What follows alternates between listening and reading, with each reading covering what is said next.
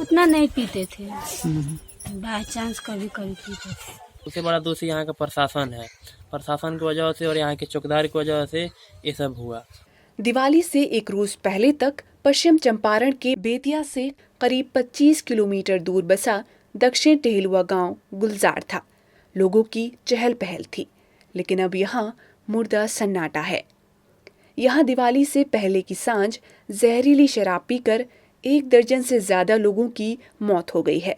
पूरे बिहार में पिछले 6-7 दिनों में 40 से ज्यादा लोगों को जहरीली शराब ने मौत की नींद सुला दी है। सबसे ज्यादा 16 मौतें पश्चिम चंपारण में हुई हैं। गोपालगंज में 14 लोगों की जान जहरीली शराब ने ले ली है। समस्तीपुर और मुजफ्फरपुर में 6-6 मौतें हुई हैं। बच्चा यादव पेशे से किसान थे और दूध का कारोबार करते थे। 3 नवंबर की शाम थकान मिटाने के लिए उन्होंने शराब पी ली थी। घर लौटे तो कुछ देर बाद ही उल्टियां होने लगीं। फिर आंखों की रोशनी गई और आखिरकार उनकी मौत हो गई। हम बोले ठीक है, कितना पिए हैं? तो बोले कि थोड़ा पिए हैं, 3-4 पाउच पिए हैं। तो शाम का टाइम था, दूध लाना था। तो हम बोले ठीक है, जाइए दूध लेकर आइए। तो दूध लाने के लिए गए, तब तक एक ही मवेशी को मैंने दूहे, तब तक उनको आँख से दिखाई देना बंद हो गया। उधर से वो दोहना छोड़ दिए और चले आए उनके माथा में दर्द थे और गरजने लगे और हाँफने लगे। तो हमने पूछे क्या हुआ? तो बोला कि अरे हम गए थे दूहने के लिए और सर में दर्द हो गया, ऐसा तबीयत खराब हो गया। तो हम बोले कि क्या ऐसे हुआ? तो बोले कि नहीं, उधर शराब पिए थे, उधर से आए हैं तो कुछ खाए पिए नहीं है, उसके बाद हमको होने लगा। तो हम लोग उसको लाए, उनको सुलाने के बाद उनको सर में तेल मालिश किए। तेल मालिश करने से माथा का दर्द सही नहीं हुआ। उसके बाद हम उनको क्या किए कि दवा लाने गए। दवा लाए तो दवा से भी सही नहीं हुआ। उसके बाद हम उनको हॉस्पिटल लेके गए।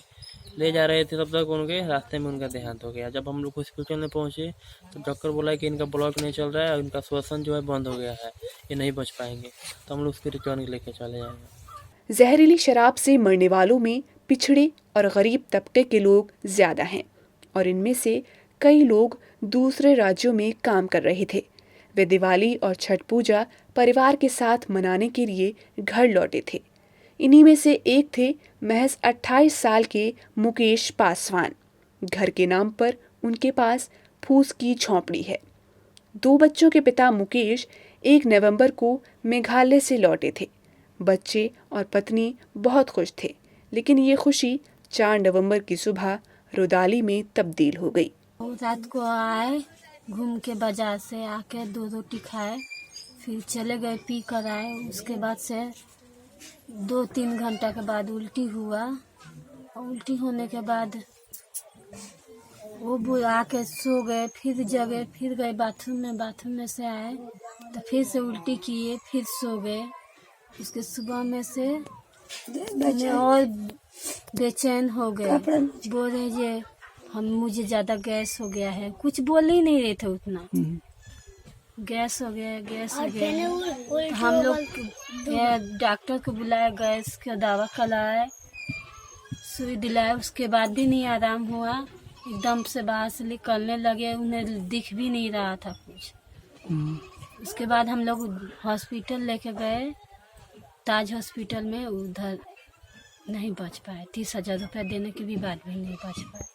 मुकेश की पत्नी कुसुम देवी का कहना है कि वे शराबी नहीं थे, बल्कि शौकिया पीते थे। उतना नहीं पीते थे, बाय चांस कभी कभी पीते थे। कुछ ऐसी ही कहानी 30 साल के मंगनी राम की भी है। वे 8 दिन पहले ही चेन्नई से घर लौटे थे। उनके छोटे छोटे 5 बच्चे, पत्नी और बुजुर्ग माता पिता हैं। वे घर में इकलौते कमाने वाले थे। 3 नवंबर की शाम को अपने गांव में ही शराब बेचने वाले 2 युवकों के यहाँ उन्होंने शराब पी थी। इसके बाद से लगातार उल्टियां करने लगे थे। उनकी पत्नी गुड़िया देवी कहती हैं, दारू पी के बोले नहीं पॉलिसी। 3 नवंबर की शाम वे पीकर आए थे, लेकिन बताया नहीं। घर आकर सो गए। हमने खाने के लिए जगाया तो उठे, 1 रोटी खाकर वापस सो गए। सुबह उठे और शौच कर लौटे तो उल्टियां करने लगे। हमने पूछा तो कुछ नहीं बताया। इसी बीच गांव में खबर फैल गई कि शराब पीकर बहुत लोग मर रहे हैं। तब जाकर उन्होंने कहा कि शाम को उन्होंने शराब पी थी। हम लोग तुरंत अस्पताल ले गए, लेकिन उन्हें बचाया नहीं जा सका। इलाज भरना बच गया। तो डॉक्टर के यहाँ कब लेके सुबह में लेके गए? जी सुबह में सुबह रात में पूरा दवाई भीन गए रहे ना बताने। गौरतलब हो कि बिहार की नीतीश सरकार ने अप्रैल 2016 में राज्य में शराबबंदी कानून लागू किया था। इसके तहत बिहार में शराब का निर्माण, खरीद फरोख्त और इसका सेवन कानूनी अपराध है। लेकिन सख्त कानून होने के बावजूद राज्य में शराब का अवैध कारोबार फल फूल रहा है।